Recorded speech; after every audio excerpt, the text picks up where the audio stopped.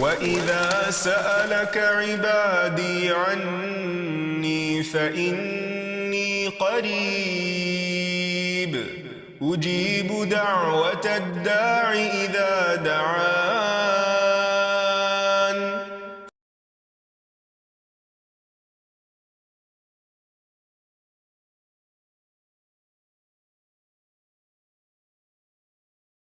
نحمده ونصلي على رسوله الكريم اما بعد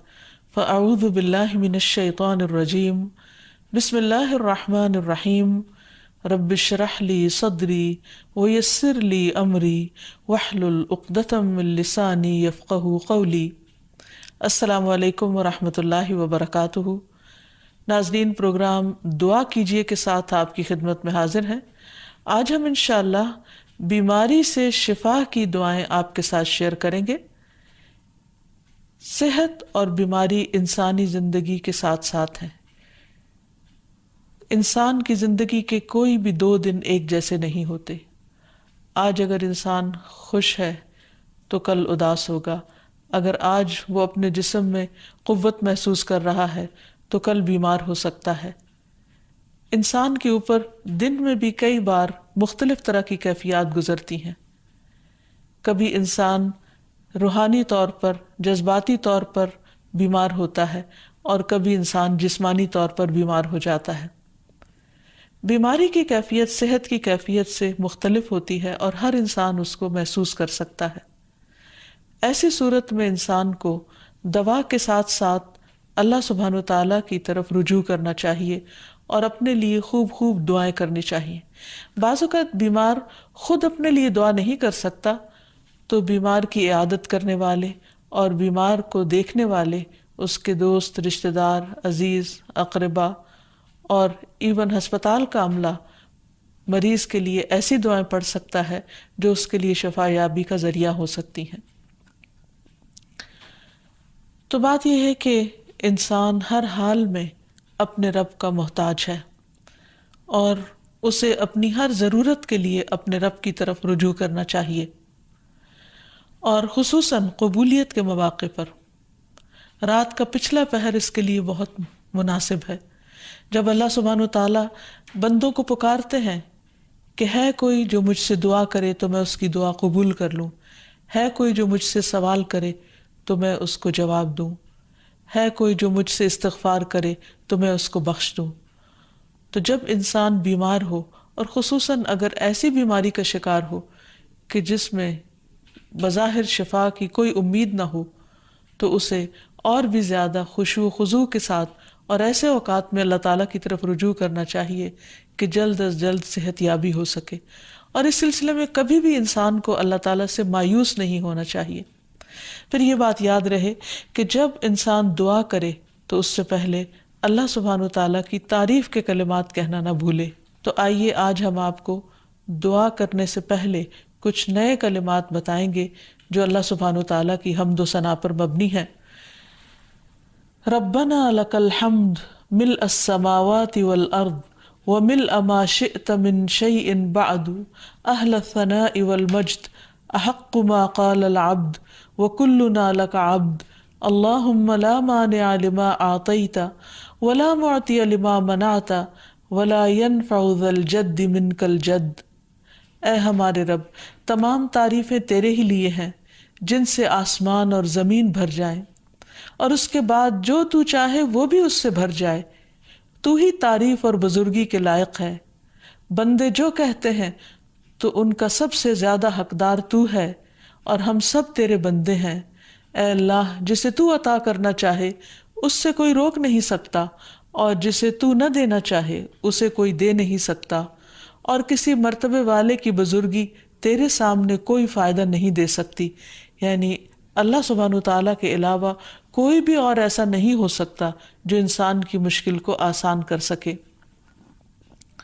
تو آئیے اس کے ساتھ ہم دیکھتے ہیں کہ بیماری کے اسباب کیا ہوتے ہیں، بیماریاں کیوں آتی ہیں. سب سے پہلی بات تو یہ کہ بیماری اللہ کے اذن سے آتی ہے. جب تک اللہ سبحانہ وتعالیٰ کا اذن نہ ہو انسان پر کوئی کسی قسم کی مشکل آ نہیں سکتی. قرآن مجید میں آتا ہے ما اصاب من مصیبت الا باذن اللہ، جو بھی مصیبت آتی ہے وہ اللہ کے اذن سے آتی ہے اور وہ تقدیر کا حصہ ہوتی ہے، اور اس میں اللہ سبحانہ وتعالیٰ کی حکمت اور مشیت کار فرما ہوتی ہے۔ اور وہ کیا ہو سکتی ہے؟ مثلاً اللہ تعالیٰ کسی بندے کے ساتھ بھلائی کا ارادہ کرتے ہیں، اس کے گناہ معاف کرنا چاہتے ہیں، اس کو کسی خاص چیز کی سمجھ دینا چاہتے ہیں، تو اسے تکلیف میں مبتلا کر دیتے ہیں، کیونکہ بعض اوقات انسان زندگی میں اتنا مصروف ہوتا ہے اپنے روزانہ کے روٹین کے کاموں میں کہ وہ ٹھہر کر، رک کر، خاموشی کے ساتھ وقفہ لیے بغیر کوئی ایسی بات سوچتا نہیں کہ جو اسے سوچنی چاہیے، جو اللہ تعالیٰ چاہتے ہیں کہ وہ سوچے۔ تو جب انسان بیمار ہو جاتا ہے تو ایک اور کنڈیشن میں آ جاتا ہے، وہ آرام کی کیفیت میں آ جاتا ہے۔ ایسی صورت میں انسان کو وہ باتیں بھی سوچنے کا موقع مل جاتا ہے جو عام طور پر وہ نہیں سوچتا۔ پھر اسی طرح ہمیں ہمارا دین یہ بھی بتاتا ہے کہ بعض اوقات انسان پر بیماری یا کوئی بھی تکلیف اس کے اپنے ہاتھوں کی کمائی سے آتی ہے، یعنی اس کا اپنا کوئی گناہ یا قصور ہوتا ہے جس کی بنا پر اسے وہ تکلیف پہنچتی ہے۔ قرآن مجید میں آتا ہے وَمَا أَصَابَكُم مِّن مُّصِيبَةٍ فَبِمَا كَسَبَتْ أَيْدِيكُمْ وَيَعْفُو عَن كَثِيرٍ، اور تمہیں جو بھی مصیبت پہنچی تو وہ اس وجہ سے ہے جو تمہارے ہاتھوں نے کمایا، اور وہ بہت سی چیزوں سے درگزر کر جاتا ہے۔ اسی طرح بعض اوقات انسان کی بیماریاں اس کے کسی گناہ کا نتیجہ ہوتی ہیں۔ عمر رضی اللہ عنہ نے جب عباس رضی اللہ عنہ سے بارش کی دعا کرنے کے لیے کہا تو انہوں نے کہا اے اللہ، بے شک مصیبتیں گناہوں کی وجہ سے ہی نازل ہوتی ہیں اور انہیں صرف توبہ ہٹا سکتی ہے۔ پھر اسی طرح ایک اور روایت میں آتا ہے رسول اللہ صلی اللہ علیہ وسلم نے فرمایا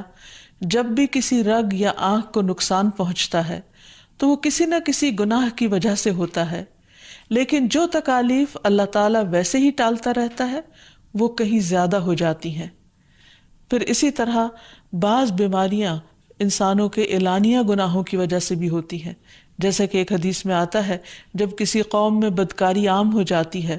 اور وہ اعلانیہ اس کا ارتکاب کرتے ہیں تو ان میں طاعون اور ایسی مختلف بیماریاں پھیل جاتی ہیں جو کہ ان سے پہلے گزرے ہوئے لوگوں میں نہ تھی۔ ابو امامہ باہلی سے روایت ہے کہ نبی صلی اللہ علیہ وسلم نے فرمایا جس بندے کو بھی بیماری سے پچھاڑ دیا گیا ہو تو اللہ تعالیٰ اسے جب بیماری سے اٹھاتا ہے تو وہ پاک ہوتا ہے۔ تو یہ ایک حقیقت ہے کہ انسان کے گناہ اس کے لیے مشکلات کا سبب بنتے ہیں۔ امام ابن القیم الجوزیہ لکھتے ہیں، ان کی ایک مشہور کتاب ہے الداء والدواء، بیماریاں اور علاج، اس میں وہ کہتے ہیں کہ کوئی بھی گناہ ایسا نہیں کہ جس کے اثرات نہ ہوں۔ انسان سے چھوٹی یا بڑی جو بھی کوئی غلطی صادر ہوتی ہے اس کے نتیجے میں کچھ نہ کچھ اثرات اس کی زندگی پر ضرور پڑتے ہیں۔ ہاں اگر اللہ تعالیٰ معاف کر دے تو وہ اور بات ہے، ورنہ ہر گناہ کی ایک تاثیر ہوتی ہے، اور ان تاثیرات میں سے ایک چیز یہ ہے کہ انسان مختلف قسم کی بیماریوں میں مبتلا ہو جاتا ہے۔ اسی لیے ہم دیکھتے ہیں کہ جب انسان بیماری میں مبتلا ہوتا ہے تو اللہ تعالیٰ اس بیماری کو اس کے گناہوں کا کفارہ بنا دیتے ہیں۔ جیسے حدیث میں آتا ہے کہ جس مسلمان کو کانٹا چبھے یا اس سے زیادہ کوئی تکلیف پہنچتی ہے تو اللہ تعالیٰ اس کے ذریعے اس کے گناہوں کو اس طرح دور کر دیتا ہے جس طرح درخت سے اس کے پتے جھڑتے ہیں۔ تو اس سے ہمیں یہ پتہ چلتا ہے کہ بیماریوں کے آنے کے مختلف اسباب ہوتے ہیں۔ بیماری بہرحال جس بھی وجہ سے آئے، لیکن اصل چیز دیکھنے کی یہ ہے کہ مومن کا رویہ کیا ہے۔ مومن کو اگر کوئی کانٹا بھی چبھتا ہے تو وہ اس پر صبر کرتا ہے۔ اس لیے بیماری یا تکلیف کے آنے پر انسان کو اللہ سے راضی رہنا چاہیے، شکوہ نہیں کرنا چاہیے، کیونکہ جو اللہ سے راضی ہو جاتا ہے کسی آزمائش پر، اللہ تعالیٰ بھی اس سے راضی ہو جاتا ہے۔ پھر اسی طرح اللہ تعالیٰ کا شکر ادا کرنا چاہیے، کیونکہ بیماری اس سے زیادہ شدید بھی ہو سکتی تھی۔ لہٰذا انسان کو اللہ تعالیٰ جس حال میں رکھے انسان اس پر شکر گزار رہے۔ پھر یہ کہ انسان کسی بھی بیماری میں کسی بھی قسم کی ہو اور زندگی کے کسی بھی حصے میں ہو، اس میں مایوس نہ ہو، پر امید رہے کہ بیماری دور ہو جائے گی۔ پھر اسی طرح اگر بیماری طول پکڑ جائے تو انسان کو گھبرانا نہیں چاہیے، کیونکہ ہر گزرنے والا لمحہ انسان کے درجات میں اضافے کا سبب بنتا ہے اور اس کے گناہ مسلسل جھڑتے چلے جاتے ہیں حتیٰ کہ انسان بالکل پاک صاف ہو جاتا ہے۔ پھر اسی طرح انسان کو بیماری کی حالت میں دوسروں سے شکوے شکایات نہیں کرنی چاہیے، کیونکہ بیماری اللہ کے اذن سے آتی ہے، اور جب انسان ہر ایک کے آگے رونے لگتا ہے تو گویا وہ اللہ تعالیٰ کا شکوہ کر رہا ہوتا ہے، جو چیز اللہ تعالیٰ کو پسند نہیں۔ پھر اسی طرح منہ سے برے الفاظ نہیں نکالنے چاہیے، بیماریوں کو کوسنا نہیں چاہیے، اور پھر ایسے الفاظ نہیں ادا کرنے چاہیے کہ مجھے لگتا ہے کہ اس بیماری میں میری زندگی چلی جائے گی، یا یہ کہ کسی مریض کی عیادت کے لیے جا کر اس کو اس قسم کی بات نہیں کرنی چاہیے، خواہ کتنی ہی خطرناک بیماری کیوں نہ ہو، ہمیشہ اسے امید دلانے چاہیے، کیونکہ مایوسی کے الفاظ اور برے بھلے اور منفی قسم کی باتیں اللہ تعالیٰ کو پسند نہیں، اور انسان ویسے بھی جیسے سوچتا ہے پھر اس کے ایکشن اس کے مطابق ہونے لگتے ہیں۔ اب یہ ہے کہ انسان بیماری میں دوا ضرور کرے، کیونکہ حدیث میں آتا ہے کہ اللہ تعالیٰ نے کوئی بیماری ایسی نہیں اتاری جس کے لیے دوا نہ اتاری ہو۔ ہاں، جسے معلوم ہو اسے معلوم ہوتا ہے، اور جسے نہیں معلوم ہوتا اسے نہیں معلوم ہوتا۔ بعض اوقات اللہ تعالیٰ ڈاکٹر کے دل میں ڈال دیتا ہے اور اس کا علاج اس کو سمجھ میں آ جاتا ہے، اور بعض اوقات وہ بیماری لا علاج ہوتی ہے، حالانکہ اس کا علاج موجود ہوتا ہے مگر کسی کو بھی علاج سمجھ میں نہیں آتا۔ بہرحال نوعیت کچھ بھی ہو تو علاج ضرور کراتے رہنا چاہیے، اور کبھی مایوس نہیں ہونا چاہیے کہ اس بیماری کا علاج ہو نہیں سکتا، نہیں، ایک کے بعد ایک کوشش انسان کرتا رہے، اور جب اللہ کا اذن ہوگا بیماری دور ہو جائے گی۔ اور اس کے ساتھ ساتھ انسان یہ بھی یقین رکھے کہ شفا اللہ کے ہاتھ میں ہے، کسی ڈاکٹر کے ہاتھ میں نہیں، کسی انسان کے ہاتھ میں نہیں، کیونکہ جب تک اللہ کا اذن نہ ہو شفا نہیں ہو سکتی، خواہ کوئی کتنا بھی بڑا ڈاکٹر کیوں نہ ہو۔ اسی لیے نبی صلی اللہ علیہ وسلم کی دعاؤں کے آخر میں آتا ہے کہ لا شفا الا شفاؤک، کوئی شفا نہیں مگر تیری ہی شفا، یعنی جو اللہ سبحانہ وتعالیٰ اپنے بندے کو شفا عطا کرے۔ پھر اسی طرح یہ ہے کہ حضرت ابراہیم علیہ السلام نے اللہ سبحانہ وتعالیٰ کے بارے میں فرمایا تھا کہ وَإِذَا مَرِضْتُ فَهُوَ يَشْفِينِ، کہ جب میں بیمار ہوتا ہوں تو وہی مجھے شفا دیتا ہے، یعنی اللہ تعالیٰ ہی اس بیماری کو دور کرتا ہے۔ اسی طرح ایک اور روایت سے بھی پتہ چلتا ہے کہ شفا دراصل اللہ سبحانہ وتعالیٰ کے ہاتھ میں ہے۔ حضرت عائشہ سے مروی ہے کہ رسول اللہ صلی اللہ علیہ وسلم دم کیا کرتے تھے اور یہ دعا پڑھتے تھے، امسح البأس رب الناس بیدک الشفاء لا یکشف الکرب الا انت، اے لوگوں کے رب تکلیف کو دور کر دے، تیرے ہی ہاتھ میں شفا ہے، تیرے سوا اس کو دور کرنے والا اور کوئی بھی نہیں۔ پھر اسی طرح انسان جب کسی بیمار کی عادت کے لیے جائے تو اس پر بھی دعا پڑھے اور اس کے لیے دعا کرے۔ رسول اللہ صلی اللہ علیہ وسلم نے فرمایا، جو مسلمان کسی ایسے بیمار کی عیادت کے لیے اس کے پاس آئے جس کی موت کا وقت قریب نہ آیا ہو اور 7 مرتبہ یہ پڑھے، اسأل اللہ العظیم رب العرش العظیم ان یشفی فلانا من وجعہ، میں اس عظمت والے اللہ سے سوال کرتا ہوں جو عرش عظیم کا رب ہے کہ فلاں کو اس کی تکلیف سے شفا عطا فرمائے، تو اللہ عز و جل اسے شفا عطا فرما دیتا ہے۔ اور پھر ہم دیکھتے ہیں کہ تمام انبیاء اپنی بیماریوں میں، تکلیفوں میں اللہ تعالیٰ کو پکارتے تھے، جیسا کہ ایوب علیہ السلام کی دعا قرآن مجید میں آتی ہے، وَأَيُّوبَ إِذْ نَادَى رَبَّهُ أَنِّي مَسَّنِيَ الضُّرُّ وَأَنْتَ أَرْحَمُ الرَّاحِمِينَ فَاسْتَجَبْنَا لَهُ فَكَشَفْنَا مَا بِهِ مِنْ ضُرٍّ وَآتَيْنَاهُ أَهْلَهُ وَمِثْلَهُمْ مَعَهُمْ رَحْمَةً مِنْ عِنْدِنَا وَذِكْرَى لِلْعَابِدِينَ۔ اور ایوب جب اس نے اپنے رب کو پکارا کہ بے شک مجھے تکلیف پہنچی ہے اور تو رحم کرنے والوں میں سب سے زیادہ رحم کرنے والا ہے، تو ہم نے اس کی دعا قبول کر لی، پس اسے جو بھی تکلیف تھی اسے دور کر دیا اور اسے اس کے گھر والے اور ان کے ساتھ ان کی مثل اور عطا کر دیے اپنے پاس سے رحمت کے لیے اور ان لوگوں کی یاد دہانی کے لیے جو عبادت کرنے والے ہیں۔ اسی طرح رسول اللہ صلی اللہ علیہ وسلم نے ایک اور موقع پر ایک صحابی عثمان بن ابی عاص الثقفی کو ایک دعا سکھائی۔ جب وہ نبی صلی اللہ علیہ وسلم کے پاس حاضر ہوئے، وہ کہتے ہیں مجھے اتنی تکلیف تھی کہ قریب تھا کہ وہ مجھے ہلاک کر دیتی، تو نبی صلی اللہ علیہ وسلم نے مجھے فرمایا اس درد کی جگہ پر اپنا دایاں ہاتھ رکھو اور 7 مرتبہ کہو بسم اللہ اعوذ بعزت اللہ وقدرتہ من شر ما اجد واحاذر۔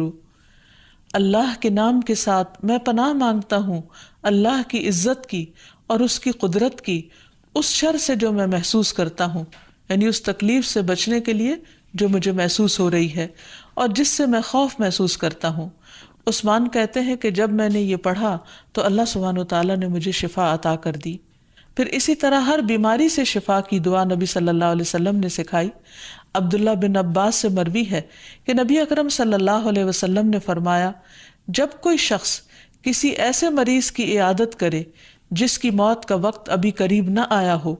اور اس کے پاس 7 مرتبہ یہ دعا پڑھے اسأل اللہ العظیم رب العرش العظیم ان یشفیک، میں عظمت والے اللہ جو عرش عظیم کا رب ہے اس سے دعا کرتا ہوں کہ وہ تمہیں شفا عطا کرے، تو اللہ تعالیٰ اسے اس مرض سے شفا عطا کر دے گا۔ پھر اسی طرح نبی صلی اللہ علیہ وسلم اگر کسی کو کوئی پھوڑا بنسی ہوتی تو اپنے لعاب دہن کے ساتھ زمین کی مٹی تھوڑی سی لے کر اس درد تکلیف والی جگہ پر لگاتے تو اس سے بھی شفا ہوتی۔ حضرت عائشہ کہتی ہیں کہ جب کسی انسان کے عضو میں کوئی تکلیف ہوتی، پھوڑا یا زخم ہوتا، تو نبی صلی اللہ علیہ وسلم اپنی انگلی اس طرح رکھتے، اور سفیان جو راوی ہیں انہوں نے اپنی شہادت کی انگلی زمین پر رکھی، پھر اسے اٹھا کر فرمایا بسم اللہ تربت اردنا بریقت بعدنا لیشفى به سقیمنا باذن ربنا، اللہ کے نام کے ساتھ ہماری زمین کی مٹی ہمارے رب کے حکم سے ہم میں سے بعض کے تھوک کے ساتھ ہمارے بیمار کو شفا دی جائے۔ یعنی لعاب دہن کا اپنا ایک اثر ہوتا ہے، اور لعاب دہن جو ہے ایک طرح سے دوا کا کام کرتا ہے، اور اللہ کا نام لے کر جب لعاب دہن لگایا جائے تو شفا ہوتی ہے۔ جیسے کہ ایک اور موقع پر نبی صلی اللہ علیہ وسلم نے ایک جلے ہوئے مریض کے اوپر یہی دعا پڑھ کر لعاب دہن لگایا تو اللہ تعالیٰ نے اس مریض کو شفا یاب کر دیا، اور وہ دعا تھی اذہب البأس رب الناس واشف انت الشافی لا شفاء الا شفاؤک شفاء لا یغادر سقما۔ پھر اسی طرح ایک موقع پر ایک قبیلے کے سردار کو جب بچھو نے کاٹ لیا اور اس کے جسم میں زہر پھیل گیا تو ایک صحابی نے سورۃ الفاتحہ پڑھ کر اس پر دم کیا تو اس سے اس کو شفا ہو گئی، اور یہ بات جب نبی صلی اللہ علیہ وسلم کو بتائی گئی تو آپ اس پر خوش ہوئے۔ اور سورۃ فاتحہ سب لوگوں کو آتی ہے، اسی لیے اس کا نام سورۃ الشفا بھی ہے، کیونکہ یہ بیماری میں بطور علاج پڑھی جاتی ہے مریض پر، مریض خود بھی پڑھ سکتا ہے اور اس کے اٹینڈنٹس بھی اس پر پڑھ سکتے ہیں۔ حضرت علی رضی اللہ تعالیٰ عنہ کہتے ہیں کہ نبی صلی اللہ علیہ وسلم کو بچھو نے ڈس لیا اور آپ نماز پڑھ رہے تھے۔ جب آپ نماز سے فارغ ہوئے تو آپ نے فرمایا اللہ تعالیٰ بچھو پر لعنت کرے، یہ نہ نمازی کو چھوڑتا ہے نہ کسی اور کو۔ پھر آپ نے پانی اور نمک منگوایا،